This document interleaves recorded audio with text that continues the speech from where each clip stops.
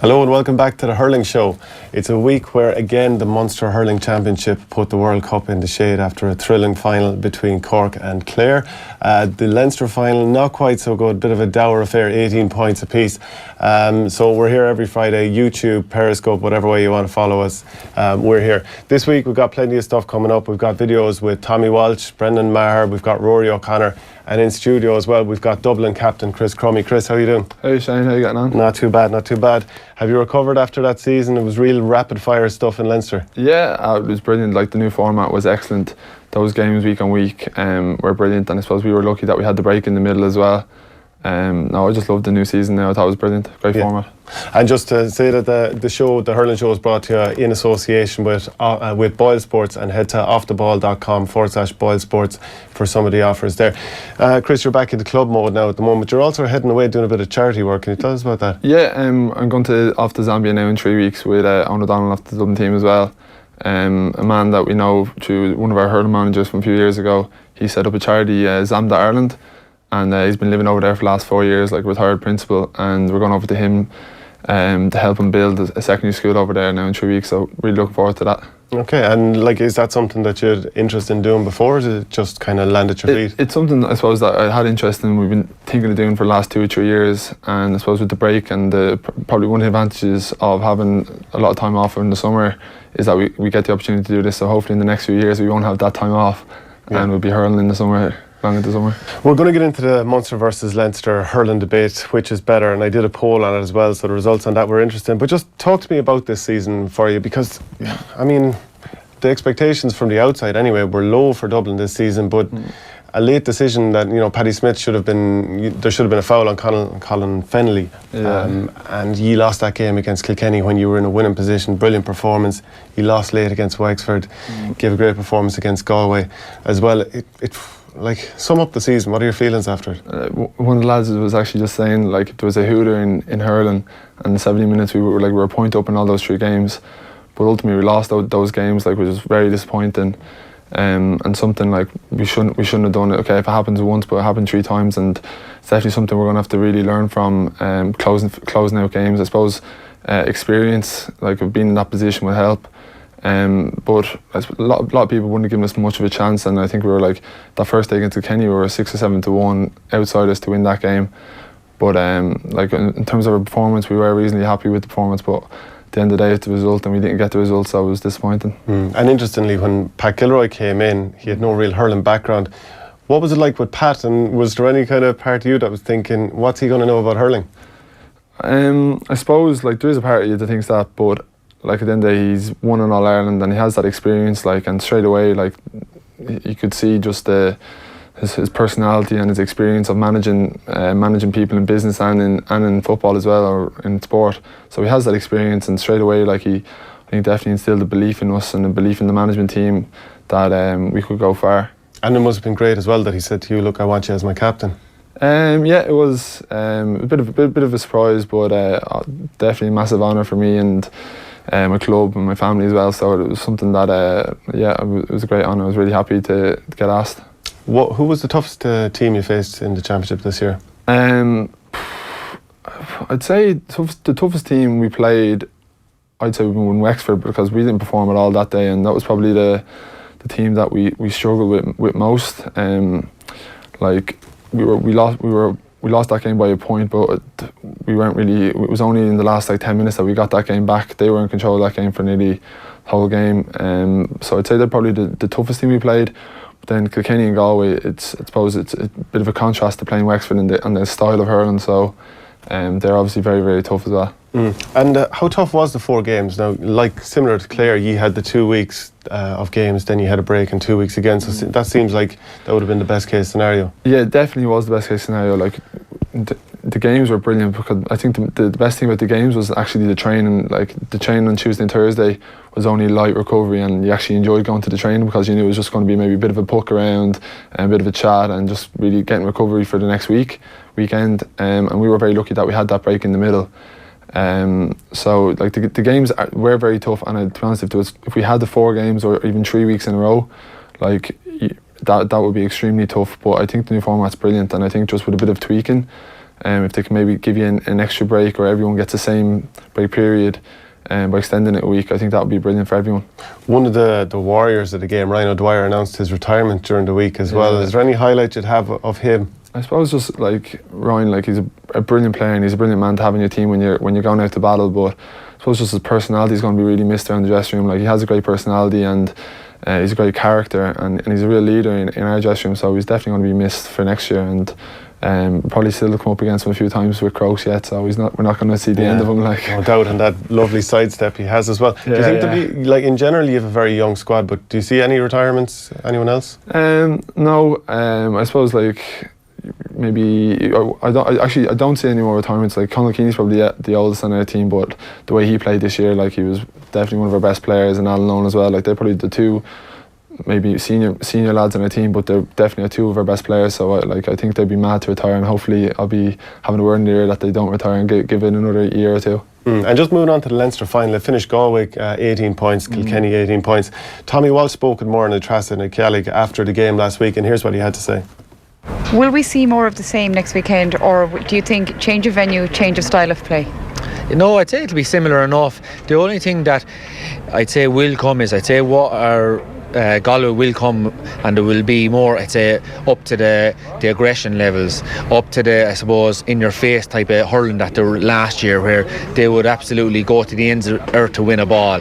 I thought, if you go through their forward line, the likes of, you have Conor Whelan, who is, really at the flow of the game in the first half, probably kind of tailed off a little bit. Conor Cooney was that bit quiet, and Joseph Cooney and Joe Canning, and even the likes of Mannion and these boys, and Niall Burke, they were coming in with points, but it was kind of just coming in and out with points here and there. And I think it was their pure ability to score and their wonderful hurling ability is what dragged them through that game today, because I think Kilkenny were definitely up to the speed and the intensity of the game much faster.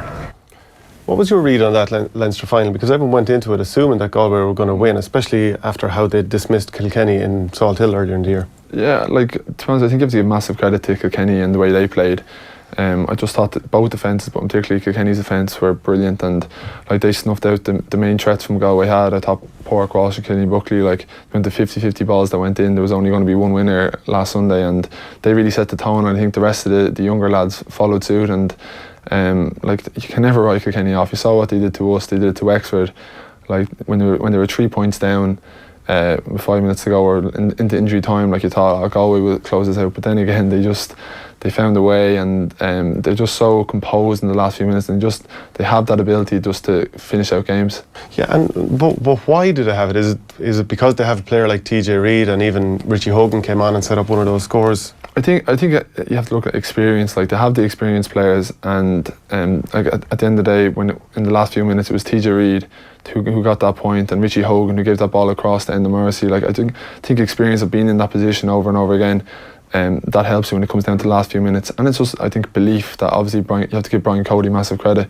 Okay, there's a lot of different players in the team, but they still have that same attitude of finishing out games, and I think you have to give Brian Cody massive credit for that. Where are their physicality levels now compared with a couple of years ago? Because there is that turnover of players, and probably isn't the same 6'4" guys in every position. Like, they still have some very strong physical players like Walter Walsh and TJ Reid, but I suppose the younger fellas aren't quite at that level yet. Like, they're still brilliant players, and in terms of aggression levels, their work rate is brilliant. I don't think Brian Cody would pick them if they didn't have that, but they just probably don't have that physique yet, which they probably will get in 2 or 3 years. I think there was a lot of focus on the spine of the Galway team. So obviously Daithí Burke, and he was excellent again. Now Wally Walsh, I thought, did okay at the same time. Centre back Gerard McInerney, who's been much celebrated, I thought he was very quiet, struggled on TJ Reid at times. Davy Burke had spoke of the Kilkenny's fear of Galway coming into it, probably had his quietest game other than maybe the All-Ireland semi-final against Tip last year. Joe Canning wasn't on fire, and Conor Whelan was eventually taken off, even though he scored a few. Whereas if you look at Kilkenny's spine, Pádraig Walsh went to town, Cillian Buckley got man of the match, James Maher should have got man of the match as far as I'm concerned, TJ Reid was great at centre forward. So it ended up that Kilkenny went after the very thing that Galway were supposed to be so good, where they were supposed to be so good. Yeah, I know, like, Cillian Buckley and Pádraig Walsh, like, just right from the start, any ball that went in there, they just dominated every ball, and I think that, like, they really set the tone for the rest of the lads.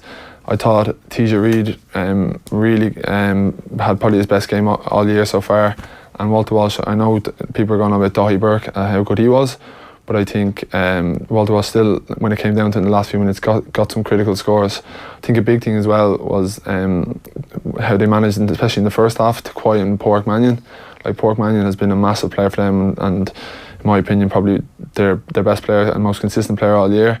And in that first half, I think when Kilkenny went top, you saw Pádraig Mannion probably wasn't as influential as he has been. Then in the second half, he really came into it, and it sort of got Galway ticking and got Galway playing a bit better. I think there was an element of caveman tactics. I mean, again, we'll come on to the Munster versus Leinster debate later on, but I felt that it was just long ball after long ball after long ball throughout this game. It was a backs game, and like, you know, if you're playing wing back, which you do play, you want static movement. You don't want movement, and you want high ball coming 50-50 so you can attack from behind. Surely that's why the backs were on top. Yeah, but I think you have to give the forwards massive credit for that. Like, the forwards from both sides, from particularly Kilkenny, they put the Galway backs under so much pressure when they were coming out with the ball, that they didn't have that extra second to look up and give that perfect pass, or give that maybe 60-40 pass. So like, the pressure that the Kilkenny forwards put on Galway, I think, had a massive influence in terms of the ball that went into the Galway forwards. Okay, well look, I thought an interesting matchup was TJ Reid against Grode McInerney, and we have a couple of images coming up here. But first of all, you'd imagine that the biggest thing that Micheál Donoghue will be looking at this week, as probably ye did with Pat Kilroy this year, is how do you stop TJ Reid? Ye kept him very quiet, or Owen O'Donnell did, plus he was playing as a spare man back there. If you're the Galway manager, how do you look to keep him quiet this week? It's very difficult to keep him quiet. For me personally, I think you nearly need to man mark him, because I think one of the points that he got last week is a classic example. And Conor Fogarty just gave him a 2 or 3 yard hand pass, and he just put it straight over the bar. Whereas if you're playing a centre back role and you're marking TJ Reid, like, you're obviously in your head, you're trying to mind the full back line as well. But like, TJ Reid, they know he's the go-to man, so if he's in any way space, they just give him the ball. Whereas if it was another person, they probably might take the shot themselves. So I just think, like, TJ Reid, he has to be followed everywhere, because 9 times out of 10 when he gets the ball, something happens or a score comes from it. Like, so I would probably man mark him. Have you had to mark him? I marked him in the league last year, and yeah, it's tough. Like, he's so physically strong, especially in the air, that's his biggest strength. But then, like, his work rate off the ball is unbelievable as well. I don't think he gets enough credit for that. Like, when you have the ball, he'd be making 10-15 yards and putting you under pressure, so he was very difficult to mark. I think every week when you go out and play a match and you're analysing for the week ahead, you think, what can we improve on last week? And one thing that I noticed from watching TJ Reid against Grode McInerney was the high ball, and I felt that Grode McInerney was getting himself caught on the wrong side a number of times. And what I mean by that, for those who aren't watching the pictures that we're putting on screen, is that if I'm going for a high ball, and I'm not going to be able to hold you off, but if I was going to, I'd want to have you at my left side, your body, and put my hand out to the right where I can catch it uncontested. But we have a couple of images showing that Grode McInerney was getting himself caught on the wrong side, so his arm was in the middle where it can be interfered with as TJ's gone up with the ball. How does he adjust that? I think the big thing is just to make sure you stand on his catching hand. Like, the worst thing you can do probably is to get caught underneath it, because you're basically just a sitting duck. TJ is probably just going to put a small bit of pressure on you to stop you from jumping, and he's just going to catch it from behind. So I think you have to be side on or behind, mainly side on, and make sure you're standing on his catching side, because he's so physically strong that if you're on the wrong side, like, I know Garrod McInerney is probably one of the strongest players in the game, but TJ can just easily hold you off and then catch with the opposite hand. Like. And how do you see the replay going? Do you think either team needs to change anything? I think, I was actually just reading something today where Kilkenny have a brilliant record in replays. I think they've won 5 of the last 6, and I can see Colin Fennelly probably coming in maybe full forward and maybe putting Walter Walsh at wing forward. And I just think Kilkenny, like, people are saying, oh, Galway have so much to improve on. I think Kilkenny are going to improve massively as well. I still think it'd be very hard to keep those Galway forwards quiet again, like the likes of Conor Whelan, Joe Cannon, Conor Cooney. Like, to keep them 3 of them quiet in one day is very difficult, and be tough thing to do 2 weeks in a row.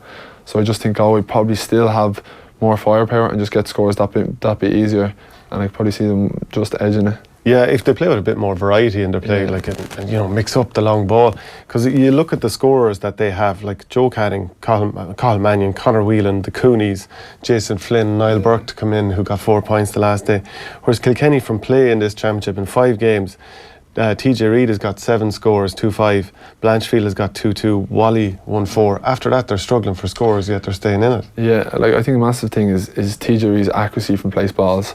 Like, because he rarely misses or scores 9 out of 10, and Owen Murphy as well. Like, Owen Murphy's against us scored 3 points, killer blows from about 100 yards, and because they're getting those scores, it's very hard if you're not taking your chances or converted your frees. It's very hard to pull away from them, and we know if Kilkenny are thereabouts with 5-10 minutes to go, like, they have the experience to close out the game.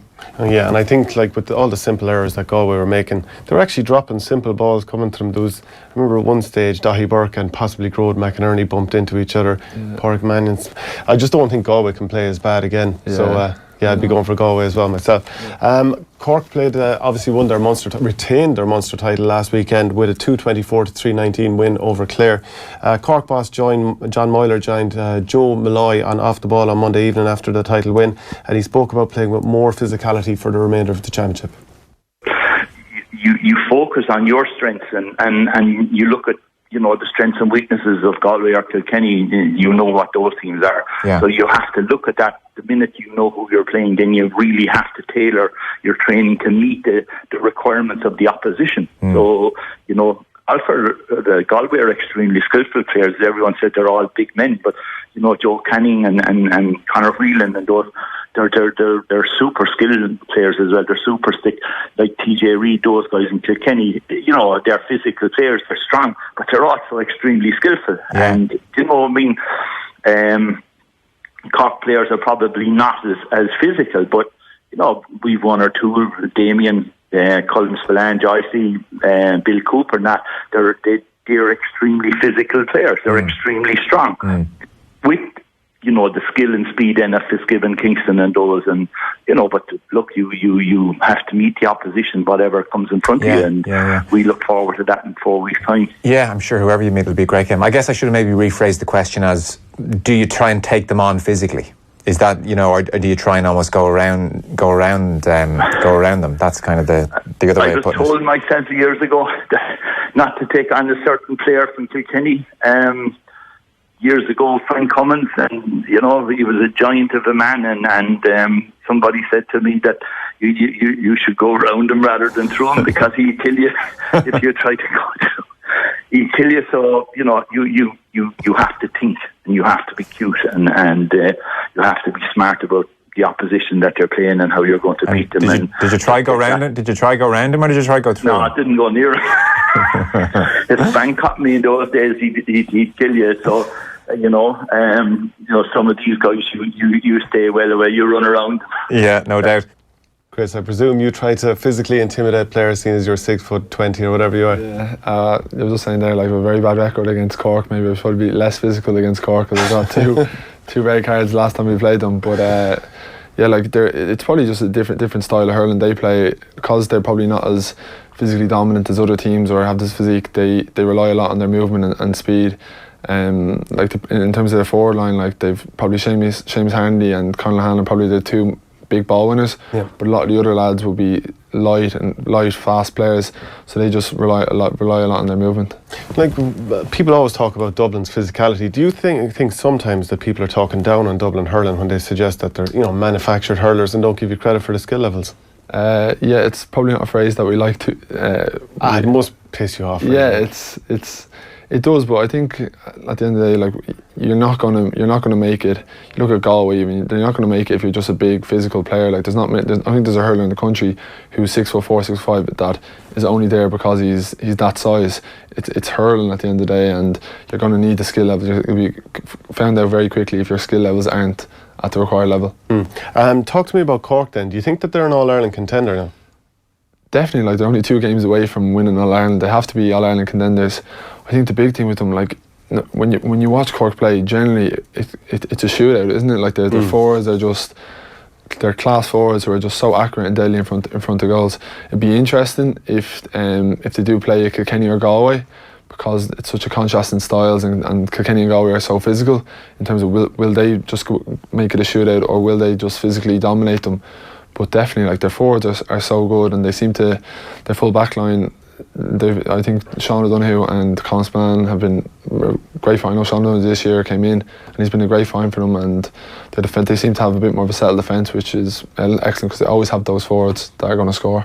Clare were in control in the early part of the game. I think the first half hour they were more or less 8 points ahead. What stood out to me is that they were working, like they dropped a lot of numbers back, worked the ball upfield and pinned lovely ball in front of John Conlon, and he went to town on Damien Cahalane. Then second half, I felt that people were very simplistic and just said it was a simple case that Colin Spillane went onto Conlon and he controlled him. But what I felt happened is that Cork sat back at the start of the second half. Wind may have been a factor with this, but they started dropping numbers back, which crowded out Conlon and co, and meant that they could then have space at the other end, and they popped ball in front of Patrick Horgan. Yeah, a big thing I think was Christopher Joyce just moved back. He went in centre back and just moved in front of Conlon. And I saw a lot of people saying, "Oh, Clare just stopped hitting ball into John Conlon." I don't think it was a case of that. I think it was a case of Cork's forwards were putting more pressure on the Clare backs coming out, or on the Clare backs or midfield coming out with the ball, so they didn't have that time to pick lovely delivery in. But at the same time, there wasn't that same space that was in front of John Conlon in the first half. Like there was not much Damien Cahalane could have done in that first half when the ball was played into space in front of John Conlon, the form he's in, and he was so accurate every time he touched the ball. It seemed like it was going over the bar. But definitely, I think the Clare's half back line helped cover the space, and then their forwards just put more pressure on the backs coming out the field, which meant the ball wasn't as good going in. How much do you have to plan for John Conlon when you're playing against Clare? Like he's hurler of the year, more or less confirmed at this stage. If you were to do it today, he would be hurler. I think Seamus Hanley could have been saying really, that. Yeah. So, but how hard is it to stop either of those hurlers? John Conlon, like I marked him a few times, and he's just so physically strong as well. Like balls in the air, like he's so good at holding you off and then and catching it. But he seems to have reinvented himself this year, going in full forward, and he's been excellent. And he's just, I think his power and his strike in front of goal has improved, in particular this year. Like you saw in that first half, I don't know, did he have a wide? Like he just, everything he touched just seemed to go over the bar. But it's just the power. Like once he gets, I think the only way you can stop him is for stop him getting the ball, because once he gets that ball in his hand, he's such speed and power that it's nearly a goal chance or over the bar straight away. I saw Paddy Maher tweeting something to the effect that Patrick Horgan is the GOAT, the greatest of all time. No, he might be exaggerating somewhat, but the point is there. Patrick Horgan, like good ball going in. I felt, David McInerney. You can say that. Yeah. McInerney was cleaned off, but like, how do you defend against Patrick Horgan? David McInerney's like one of the best full-backs in the country, and probably has been the last few years. But like Patrick Horgan, I think he's the most consistent player of the last Cork's most consistent player of the last few years. When he gets the ball in the hand and he shoots, like 9 times out of 10 it's over the bar, and like the ball that was going into him was excellent, and he just thrives for a ball like that. Like, and he's unstoppable nearly in that type of form. He's just like. He probably doesn't take it on as much as other forwards, but his striking over the shoulder is just so accurate and hard to stop. Yeah, he's beautiful to watch. On the back of that, so that's Munster over. We know Leinster has another weekend to go, so we've decided to pick an all-star team for Munster. Well, I've picked my team. I wouldn't put that on Chris. I think that's a bit harsh. So I'll put my team up on screen, and it's up to you to absolutely slate it. So in goals, Anthony Nash. I think that's kind of a by default. Some of the other goalkeepers had difficult days. Conor Gleeson, cornerback. I think he's been exceptional. David McInerney, Colin Spillane of Cork. I think that I can't really argue with that one. Diarmaid Byrnes, Declan Hannon, Brendan Maher, Dara Fitzgibbon, Keane Lynch midfield, Peter Duggan, Seamus Harnedy and Tom Morrissey in the half forward line, and a full forward line of Graham Mulcahy, John Conlon obviously, and Patrick Horgan of course. Chris, any complaints there? I'd probably say Mark Holman's very, very unlucky. I just thought he was brilliant, especially in the Munster final, and it's been very consistent all year. As well as that, who are you dropping though? You got to drop somebody. It's hard looking at that team who you drop, but I just think Mark Coleman has been excellent. For Clare, I think David Reid and Colm Galvin have been very good. Colm Galvin's been very consistent midfield. Who else? I think Seamus Flanagan, I know probably against Clare, wasn't one of his better games, but I think up to now he's been one of the finds of the season for Limerick. He's been brilliant. So maybe I might have him, but I tell you, him and Mulcahy is probably a toss-up. David Reid, I think you mentioned as well beforehand. Yeah, David Reid, like he's for a fella who's, I don't know what height he is, but he's unbelievable in the air, and he's just an all-round hurler. And I think it was definitely a wrong decision him being sent off against Limerick that day, and maybe that's gone against him, but I think he's been brilliant all year. And he recovered then to score a goal in the Munster final as well, brilliantly taken. Yeah, it was a great goal, Yeah, Dan McCormick, I thought for Tipperary was quite good as well. Noel and John McGrath at times, I mean, Noel McGrath inexplicably dropped for the last game. Yeah, it's hard not to put one of the McGraths in that team, especially after the performance against Cork that day. That was one of the best performances of the year, really. And obviously it hurt me not to put in some Tipperary players. You'd probably have all tip if you could. If I could. Can't have it every which way. So let's move on to the Munster against Leinster debate. There's no doubt about it. Munster is the best. Now, we did a poll and we'll get the poll up on screen shortly, but surely you judge a province by its weakest team. And the weakest team in the championship, no doubt, is Offaly. And I know that's a bit harsh to put that on you. But just first of all, we'll just look at the poll. So I put it up there. A lot of talk at the provincial finals about Munster being wide open hurling with no marking, whereas Leinster is more physical and intense. Which is better? 71% of 629 people said Munster is better, Chris. I think it comes down to, you can't really answer that question until we see later on in the year if Kilkenny, Galway, Wexford, we'll see who gets the All-Ireland semi-final, who gets the All-Ireland final. I think if Kilkenny or Galway play Clare, Cork, I think you could have two Leinster teams winning those games. So even though Munster hurling and the Westmonth final was a brilliant game to watch, I think when it comes down to it, I think Galway and Kilkenny could be there in an All-Ireland final, So but there's classic games every week in Munster, whereas other than Dublin against Kilkenny and Kilkenny against Wexford, Leinster was dour. I don't know about that. It's nearly a different style of hurling. I think Galway and Kilkenny are so physical, and maybe ourselves as well, where we've big men and we rely a lot on ball winners. Whereas, if you look at the likes of Munster and look at the likes of Clare and Cork, the likes of if you have a four line of Podge Collins and David Reid and if Tony Kelly's up there, they don't have the physicality or ball winner, so they just play a different style and different brand of hurling. Which team wins or which brand is more successful, we'll probably see. And I think Galway proved their brand of hurling is the most successful, and Kilkenny have over the last decade. So it's hard to argue that the physicality that the Kilkenny and Galway bring maybe might not look as good to the average person watching, even though I actually love watching the pure physicality and nutritional Leinster final last week. I think the Kilkenny and Galway could be on top. Yeah, I think we have a couple of images of the Leinster final from last week which prove that it's a bit of a sheep in a heap. Look at that for the throw-in for the second half. 16 players in the space of 20 yards there as well. That's shocking stuff, Chris. Wouldn't want to be involved in any of that. Look at this. That you wouldn't see that in Munster hurling. They'd be too busy throwing the ball over the bar. They'd just be running away in Munster hurling. They wouldn't be marking each other. They wouldn't be marking. In Leinster hurling, you actually have to compete with someone for the ball. Yeah, but will you go ahead? I think it is a case of, because there's so much high ball in the play, maybe route one or maybe stand there 15 on 15, that a lot of the times that if ball's poked in a half back or half forward, if they win the ball, there's so many bodies around the break or around the person who catches the ball that there's a lot more rucks formed because of that. Whereas if you're playing the Munster hurling, if you look at Anthony Nash, rarely, unless maybe it's going down on top of Seamus Harnley, he's hitting it to a half forward or a midfielder who's on the move. Then when he gets it, he has a bit more space rather than just standing underneath the ball. Do you think that Galway became the sort of monsters they are now because they were thrown into the Leinster Championship? They knew every year they're going to be playing against Kilkenny, and obviously ye were a very physical team and challenging at the time as well, and you probably will again. But they were turned into the monsters. They were a product of the environment because that is what Leinster is, whereas previously they mightn't have been that type of team. Yeah, that could be a case, or else could just be a case of you play the style of hurling that suits the players you have. You look at the Galway players and the forwards are so big and so physical that's the brand of hurling that suits them. Now, I think you probably need to adapt and have. You can't just have, as we said earlier, you can't just have big men in the forwards or big men all over the pitch. You need to be able to play in different ways, and you can get the ball high, low into a lot of these forwards, even though they're 6'4", 6'5", and they can deal with it anyway. But I think it's more of a case dealing with the players you have. The best hurlers in Clare are the likes of Tony Kelly and Colin Galvin and the lads, and they're not 6 foot, but they're the best hurlers. So then you play a certain way to suit them. You're not going to play high ball on top of them all day. Do you think that the referees tend to let more go in Leinster, whereas in Munster? And Derek Conan said this on Twitter to me as well. He was like that the referees let a lot more go in Munster. Whereas in Leinster, let a lot more go in Leinster, so therefore it turns into physicality. You do as if you're getting away with it, you're going to keep pushing and be physical. Whereas in Munster, it's blown up a lot.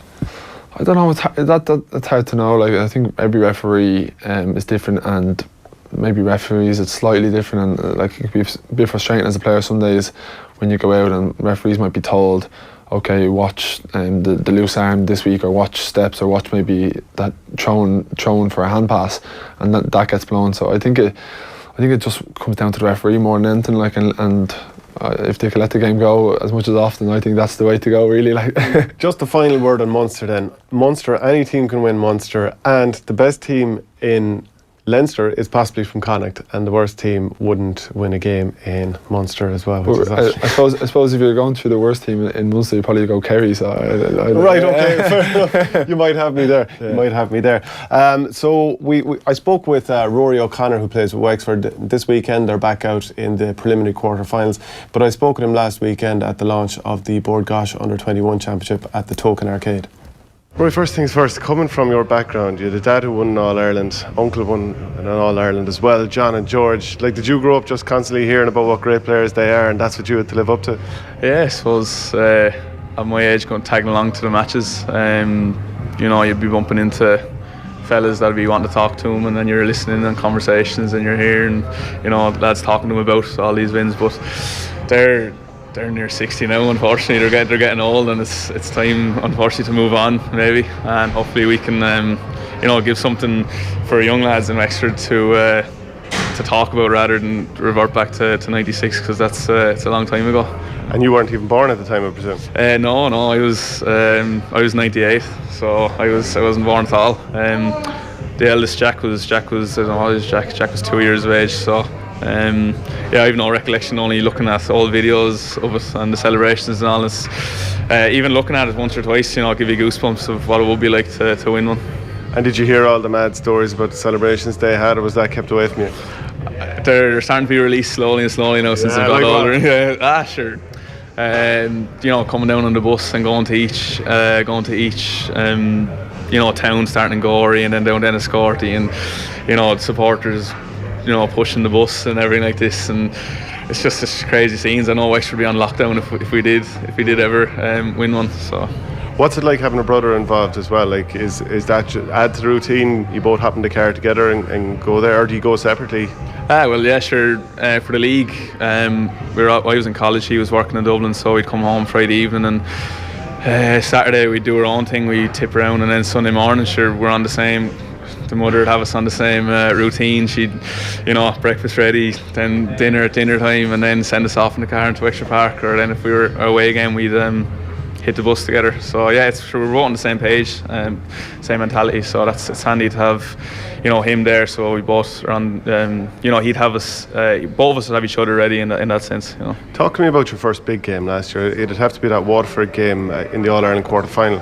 What was the lead up to that like? When were you told by Davy Fitz that you were going to be featuring?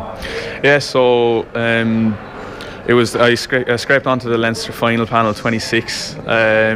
Didn't get on. He told me that he was thinking of us maybe 5 or 10 minutes, but I think the game was gone out of sight at that stage, so he kept me off. And then we had 2 weeks to train for an All-Ireland quarter-final, and we had a few A versus B matches, and that's where I kind of took my chance, and I got on well in those. And I was in a little bit of form, and the Thursday before the weekend of the match, he came up to me and he goes, I'm thinking of starting you. And I was like, all right. And he goes, do you think you're up for it? And I go, I think so. And he goes, right, I'll start you then. So, you know, real laid back, and I'm just there, you know, I think it's the biggest thing ever, and he's just so relaxed about it. So he didn't release the team, which was sound of him. You know, there wasn't any hype or anything or pressure put on my shoulders. So we went down then the night before down to Cork, and then sure it was just announced then once it was said at the intercom in the match.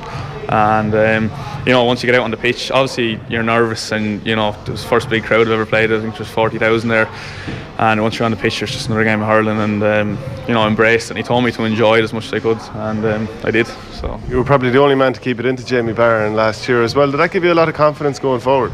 Well, look, sure, midfield. I was put out. I was centre forward at the start, and then came up midfield. And midfield's an interesting one. Generally, you can have an outstanding game. You can get on loose ball, and you can be very lucky. And other times, sure, I've seen against when Jamie Barron played Kilkenny. Sure, he got an amazing goal from running with the ball. You know, so it's kind of the look of the ball, look at the bounce of the ball, where you can pick up maybe a score or two. But yeah, great experience marking top lads as well. You're being a small bit modest there, but just moving on to this year, you've had a very strong year so far. You've been put on the freeze at times as well. And I just wonder, how do you recover from, like, the Galway game? I mean, from a neutral perspective, it never felt like you were fully in that game or close to winning that game. Against Kilkenny, 9 points up and lose. Like, how do you recover from that? Yeah, so first with the round robin series, we took it game by game, never looked ahead of who was ahead of us in the first match, and then once we got over that on this weekend, that Monday, we were focused straight away. We do a bit of analysis on the team we were going to be playing that weekend, and during the weeks it was all recovery, maybe 20 minutes training just to get our eye back in or get us all together. But yeah, it's a difficult one. It's a lot of it's down to mentality. When you don't bounce, like, you have to bounce back from the Galway game, and we did for the first 30 minutes against Kilkenny.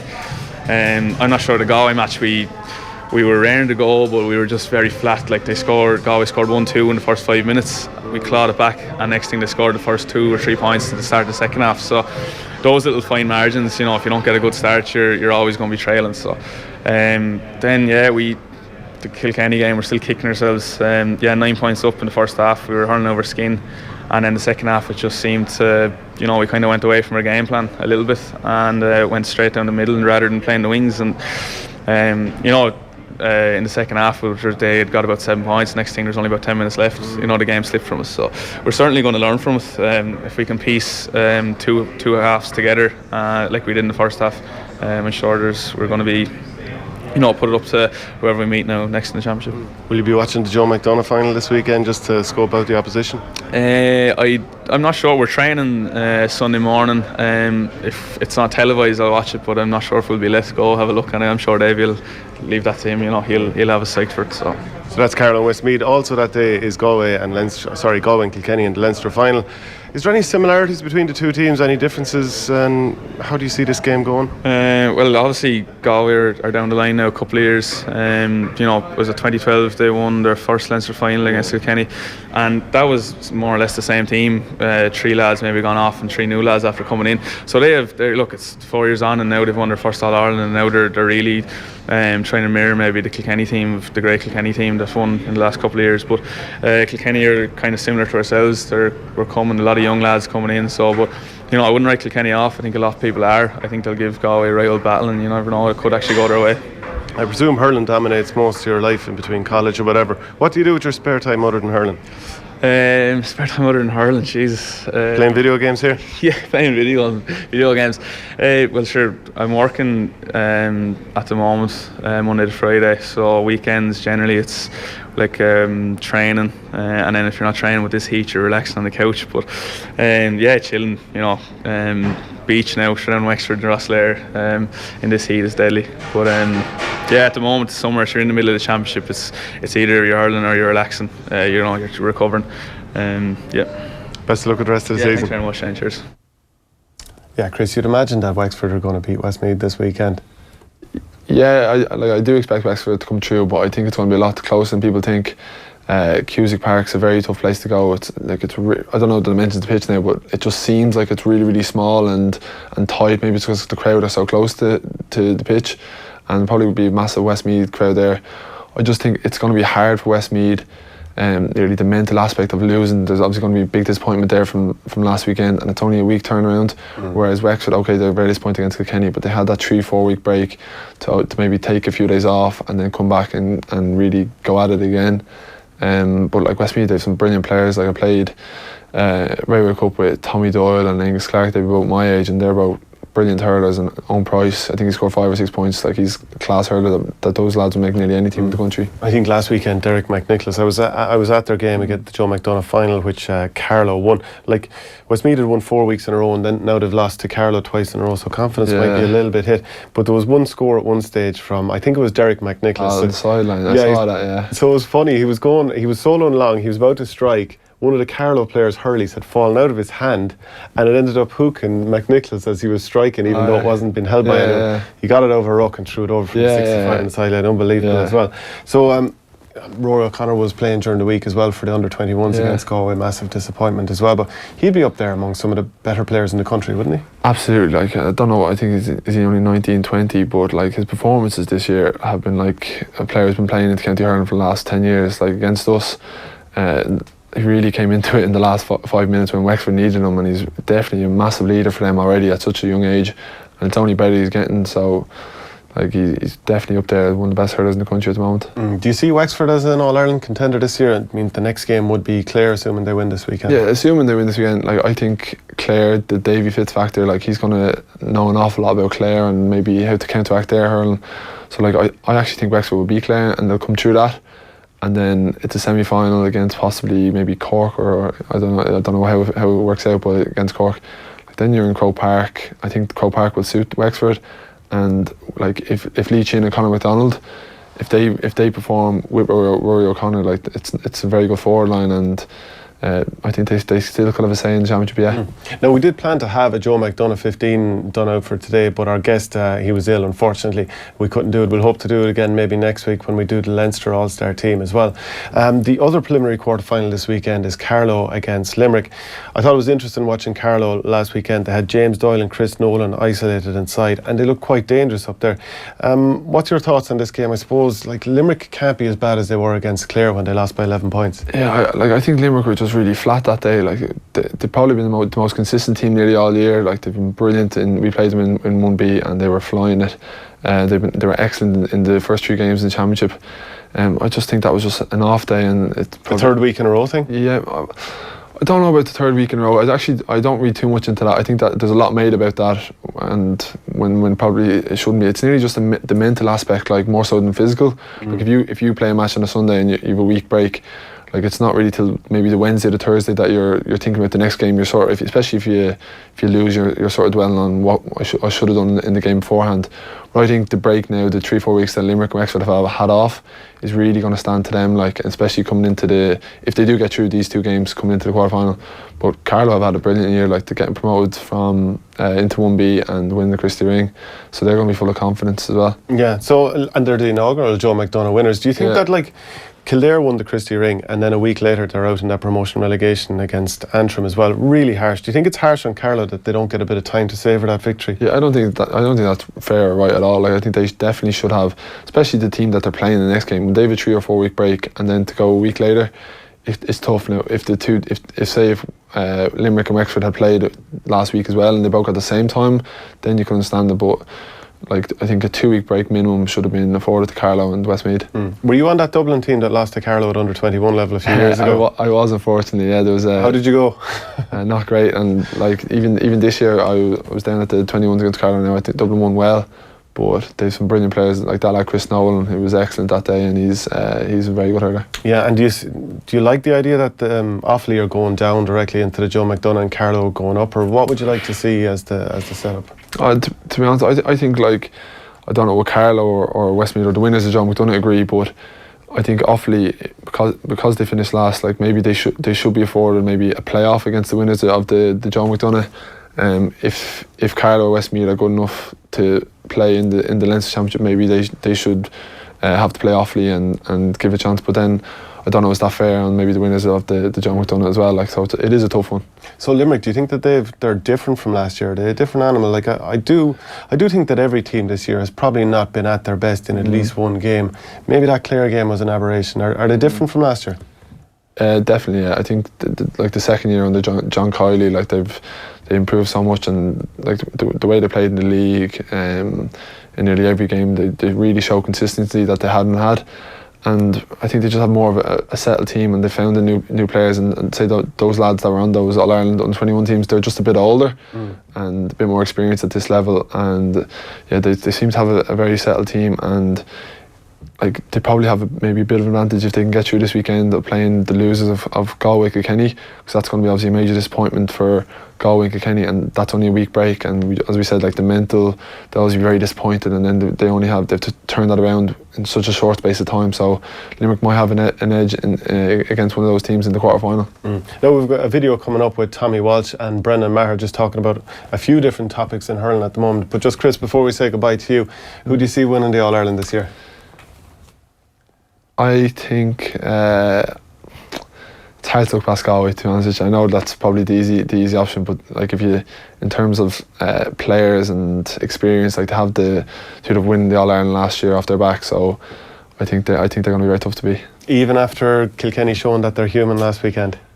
Yeah, I think that could be the wake-up call they needed, and I think they will perform a lot better this weekend, and if they get through that, they're into an All-Ireland semi-final in Croke Park, and they'll be very, very dangerous then. Actually, there's one other topic before we go as well. Were you monitoring Donegal, looking into the situation whereby they'd have to play Dublin in the football and at the neutral venue, which is going to be Croke Park? Yeah. Last year you had to play, was it a quarter-final against Tipperary? Supposed to be at a neutral venue, ended up being in Thurles. How much of a massive disadvantage is that? I think if you look at the results maybe from this year in the round robin system and home teams and how many wins came from a home team, like there's no doubt that a home advantage is huge. I'd say just it's slight difference. It's not much of a difference, but like Tipperary playing in Thurles is definitely their home venue because they probably train there and they'll be a lot used to it. Now Dublin footballers like Croke Park, they don't train there. I know they play all the majority of games there, but like home advantage is massive, and I suppose we weren't probably too happy when it was played in Thurles last year, but yeah, just that's the way it is, isn't it? So maybe you can go on strike next year. Nah, I don't know about that. All right, here's the video with Tommy and Brendan. Tommy, the Newbridge or Nowhere thing in the past week or so, do you think that's going to kickstart a revolution in the GAA? Yeah, well, I was away for it, so I missed it, and it was only when I came back on the Friday I seen what was after happening, and I was absolutely delighted because I even felt this year Waterford could have done that. Like, I couldn't understand why Waterford couldn't play their matches in Welsh Park. They're able to hold big league games, and even with 5,000-6,000, because the whole thing is promoting hurling, and how do you promote hurling is packed crowds and maybe winning matches, and like the scenes that we seen in Newbridge last night, like say even if they had to won that game in Croke Park, like it would have been brilliant and all that, but there's no way it would have matched what happened. Like the GAA, like if we remember what it's about, like it's about community, it's about spirit, it's about lads emotions and feelings. Like we seen that in Newbridge the other night, where the scenes after the match, the crowd were on the field, they were hugging players, supporters hugging supporters, coming up to the cameras. Like I think the memories that them Kildare people, not just the players but the young people, the old people, that they will have got out of that will no matter what happens for the rest of the year, they will have that for the rest of their lives. And I think that's where we as GAA people need to push that more, and fair play to the Kildare supporters, the Kildare players, the Kildare management for going back and saying, listen lads, we're not going to Croke Park. This is more than just about getting everyone in to watch the match. This is about us after training for our lives. These young players, they're after training with their clubs, training with under 21s, training with Kildare seniors for their whole lives to win matches, not to create big crowds or to make more revenue, I suppose, for the board. And I thought that was the biggest impact, and it's going to have a massive impact. And I would be very, very surprised if Waterford don't demand their home games next year to be played in Welsh Park in front of 4,000 or 5,000 people, whatever it takes. And it goes back then to what the GAA, like at the moment, the club scene is I can only speak for ourselves, like it's been the toughest year ever. I've been back with the club since say 15, 16, 17 were 3 great years. We had club matches the whole time. It was just brilliant all year round. This year you're playing matches, next minute it's called off because another team mightn't be able to field players, because you just don't know, there's so little going on. And I think we need to get back. At the moment, the way I see it is the county is kind of is where it's all at. Like it's kind of 80-90% county, 10-20% clubs. The GAA is about 50-50. Like I'm a club man, but I was also a county man for many years, so I can see both sides of it. We need to get back to the place where, and we need to push it, everybody, county boards, players and Croke Park and the GAA, where it's a 50-50 thing, where the club and the county, and whatever they have to do, let's go do it. Because we've seen Pádraig Duffy in the boys, like they're massive club men as well. I know he's gone, and the lads that are after replacing him, they're massive club men. I know because I've been asking about them, and they've done massive things for their club. So let's all get together and make sure that we are the GAA. Like I was away there last week, and the one thing I was thinking at home was, like, this is what we have, is the community, that everyone is together. Anyone that was ever away on holidays, like, you're kind of your own man there, and there's no really togetherness, no one really knows anyone. And I think it will be massive. It's going to have massive implications in a good way for the GA what happened in Newbridge last week. Brendan, you played against Waterford in Limerick. Did it feel strange? Would you rather see that like back in Waterford in a smaller venue, and also just like, you know, you're a big club man as well? Do you think, like what Tommy's saying, that there's an imbalance there? You know, you got to first county final with Bursley last year as well. Brilliant occasion. Obviously the result wasn't the right one, but just those two topics, like what are your thoughts on those? Yeah, I think I suppose the Waterford game this year was a little bit strange. You know, it was the whole home and away thing, but it didn't feel like an away game, and I'm sure it didn't feel like a home game for Waterford. So it was a little bit strange, I think, for both teams. And you know, like what we saw last night in Newbridge, the uncertainty that was there during the week, I suppose, of is it going to be on in Croke Park, is it going to be on in Newbridge? Imagine if that build-up was from last Monday. All the people of Kildare looking forward to a home game, the buzz that would have been around, like, and that's what it's about. Whether you're a player or a supporter, it's all about those experiences and the memories you have then from that experience. So, you know, last night I think will be etched in the memory of supporters and players forever, and I think that's what we need to be looking at. We need to be creating those memories, and you know, like, Waterford deserve that as well, you know, and whatever has to happen, I suppose, for Walsh Park to be in that, you know, to health and safety reasons, whatever the reasons are, I think they should be entitled to play their home games. And you know, as a player, you know, we spoke earlier about going down to Nolan Park to play games and the atmosphere that's created. It's not about, you know, that there was only 20,000 there. It felt like there was 100,000 there. It's the atmosphere and it's the occasion, and it's the memories you have, you know. And I suppose then moving on to the club scene, you know, I'm still a current player, like county player, but you know, you're a club man first of all, and you know, you always, you know what's going on, whether you're training with the county or training with the club, you know what's going on in the club. And this year has been very frustrating, I think, as a club player.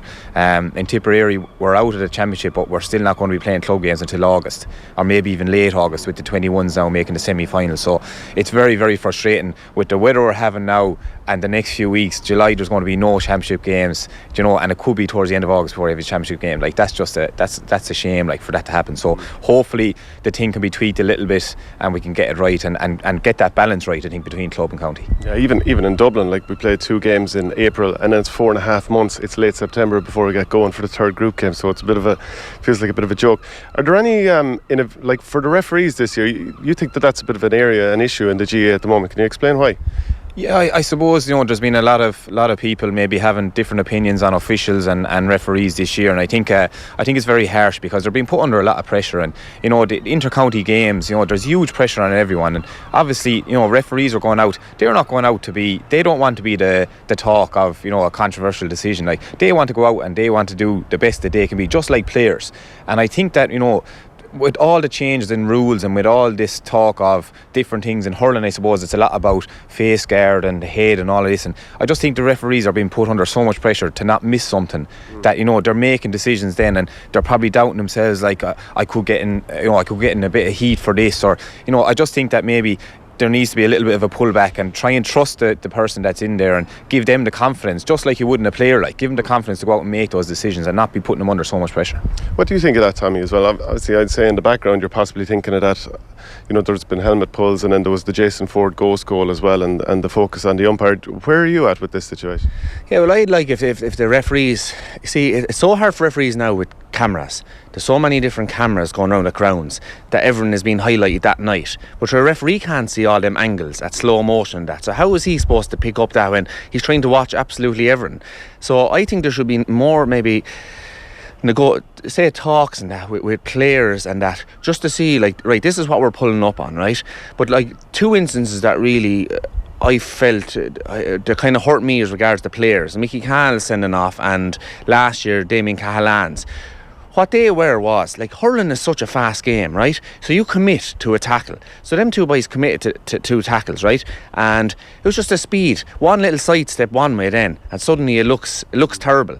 And it's not soccer, it's not Gaelic football. Like, this is a different game, and to be put to the line for something like that, like, where it just doesn't make sense to me, because if you're a full-blooded player and you're committed, they're the kind of mistakes that you're going to make. And listen, if it's kind of where you're trying to make an advantage for your team or take down a lad's cynical play, fair enough, they're yellow cards, yeah, I don't mind that. But for mistakes like that, I just think it's too fast a game to be sending off lads for that. Like, we're trying to compare ourselves to soccer maybe, or trying to get decisions right like that, but for instances like that, mistakes, I think we have to give the referees the benefit of the doubt to be that bit more lenient. That we can't just send off lads because, right, it was a high tackle or it was this or it was that because it's in a notebook. We need to, I think, have that bit more leniency to be able to say, listen, hold on a minute now, I know he took your man down, but it was a mistake where your man sidestepped him and he just tripped over his leg. And things like that, I think if we could be that bit more lenient. And remember for the referees that they've only two eyes. They can only look in one place at the one time. So You seem to be nodding there the whole time. You're agreeing? Yeah, I do, yeah. I suppose maybe to talk about Mickey Cahill's instance, like DJ Foran, I think, was the player. He didn't go to the ground. He brushed straight past him, had the shot on goal. I'd say he didn't even expect it to be a free, and I suppose maybe by the rule book it was technically a yellow card, and that's the difference, and that's what I think with referees are being put under pressure. If it's a foul by the rules, they have to give the card, whereas they should be encouraged maybe to use their own judgment a little bit more, and to have the freedom to do that. And I think maybe they feel under pressure, like, if I don't give the yellow card here now, am I going to get a bit of heat over it from the powers that be, So I think it's just a little bit more leniency and a little bit more encouragement to referees to make the calls that they think are right, and they will get calls wrong, but I don't think they should be put under pressure to be dishing out cards just because of a rule. It should be, as Tommy said, the game is so quick, things can happen, and by the rule book it could be a foul, but in the context of it, it's not a foul, or it's not it's not cynical. And I think that's the balance that we need to try and find. Just this year, 4 games in 4 weeks for Tipperary. Is it very difficult? Like what are the tactical innovations you're seeing this year? And in the space of 4 games in 4 weeks, what's the biggest thing? Is it being able to be flexible from game to game and the different game plans you're going to come up against? Yeah, definitely. I think, I suppose with the amount of analysis that goes into games now, this year was a challenge because you only had a week between each game, so we weren't able to look at the second, third and fourth game. You were only able to concentrate on one game at a time, so I actually kind of enjoyed it because you didn't have that whole build up and tactical talk. It was just the Monday morning, right, have a game to look forward to next Sunday again, and there was a little bit of talk about what the opposition are going to do, but from your own point of view then it's trying to actually have variety in your game, because obviously teams will set up maybe a certain way, or they'll put lads on different lads to try and impose themselves on you, and you need to have a couple of things you're able to do. You need to be able to go long, you need to be able to play the ball short, you need to be able to move lads around, and if you're one dimensional, it's very easy for an opposing team to set up against you and to stop that. And is it possible that that's what caught Tipperary out, or was it something different? Yeah, I think it was probably a mixture of a number of things. I suppose we struggled with injuries. A lot of our experienced players were only coming back from injuries, and to play 4 games then in 3 weeks was obviously a tough task. I think we did go along, I suppose, a little bit too much. We didn't vary the play enough, and obviously after the first defeat against Limerick, confidence was shot. It was very hard to pick it up that quick. It was such a short period of time. It was 21 days in 4 games in 21 days. So I think we struggled. I think it was a number of factors, I suppose, but overall it was just disappointing performances. And do you think that playing so many games in a short period of time might have contributed to the fact that you did your cruciate, or was that just Podge Collins did a quick turn and you were just unlucky? Yeah, I think it was just unlucky. I don't think anything with tiredness or anything had to do with it. It wasn't muscle related. It was actually just I tried to turn away that I shouldn't have, and just when you're running at full speed, it's always a danger, like when you're twisting and turning, that your knees can go, and it was just one of those things. I've been lucky, thankfully. This is my first major injury, so it is what it is, but it wasn't anything to do with tiredness or games, the amount of games or anything like that.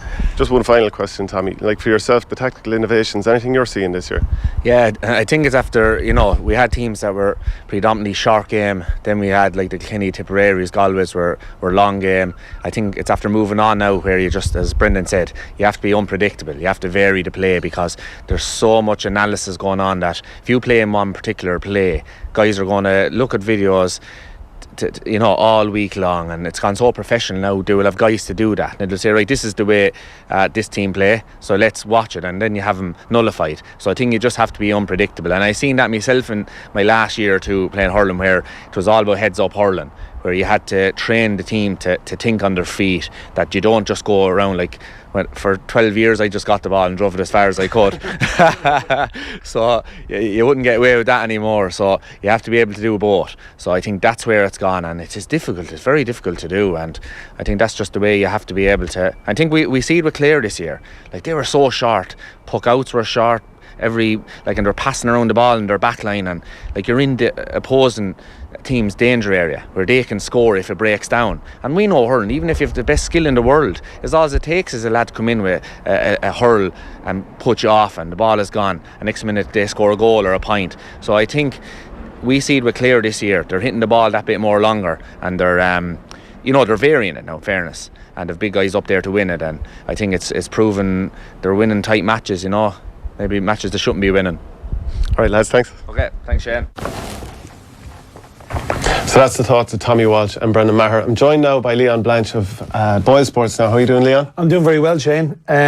Looking forward to 4 qualifiers before we get to the Super 8s, but we've got an extra added dish, and the main dish is the replay between Kilkenny and, of course, Galway. Yeah, we thought it was just preliminary quarterfinals in the hurling this weekend, Carlow, Limerick, Westmeath and Wexford, but there's a great bet for new customers in Boyle Sport this weekend. Yeah, we're going all out on this replay, exclusively for offtheball.com. offtheball.com/Boyle Sports. For new customers, we're giving 50 to 1 Galway to beat Kilkenny. Only for new customers. You can only get it on offtheball.com/Boyle Sports. So, look, if you like Galway, if you fancy their chances, if you're from Galway, you should be availing it at 50 to 1. It's a decent price anyway, and definitely be tempted to have a nippy sweetie on that. Yeah, you would. Look, when you look at Galway's price, they're 4 to 9. I think that's the exact same price they were last Sunday. Yeah. But you and I were just chatting. I think Galway, they won't play as bad. They'll struggle to because they never got flowing at all. And not really, and yet they were still ahead going into the last couple of minutes. And I think that's a sign of a good side. Playing average and still being ahead. And I think Galway might just be a blessing in disguise. Everybody was hyping them up as, yes, they'll win back-to-back All-Irelands. Yes, they're the best team in the country. Yes, they'll beat Kilkenny. I felt it too. I thought they would have covered the spread, which again is 3 points. Galway -3 at evens. Kilkenny +3 at 10 to 11.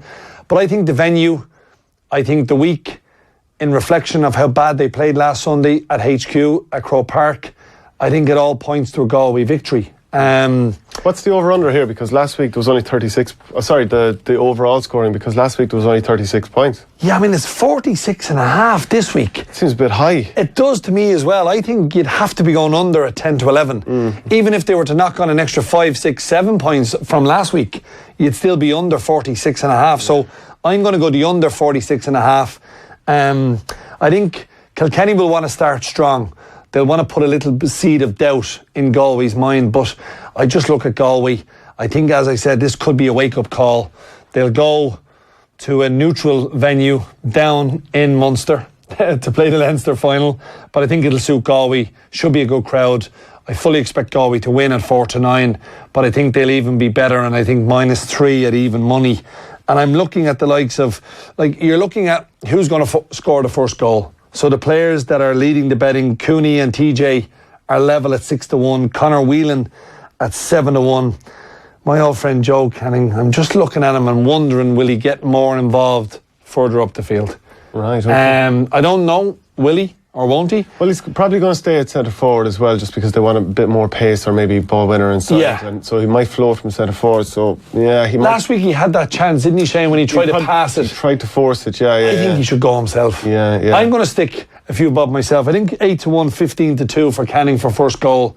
It's not bad. And of course, if a goal gets scored inside the first 10 minutes, we'll be doubling all the odds. So we're giving away a lot this weekend, but the 50 to 1 Galway to beat Kilkenny for new customers, offtheball.com/Boyle Sports. That is big. Roscommon against Armagh is the first of the football matches on this weekend. 4 to 9 Roscommon, 9 to 1 for the draw, 12 to 5 for Armagh. What are you fancying here? And you know something, Armagh last week, I thought they were dead and buried.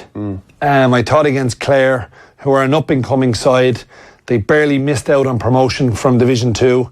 And I thought, just looking at Armagh, they hung in there. They showed a bit of grit. They showed a bit of determination. They've been playing week on week, whereas Roscommon haven't played now since getting beaten by Galway. And Will Armagh beat Roscommon? I don't know, but I'm going to take Armagh plus 3 points.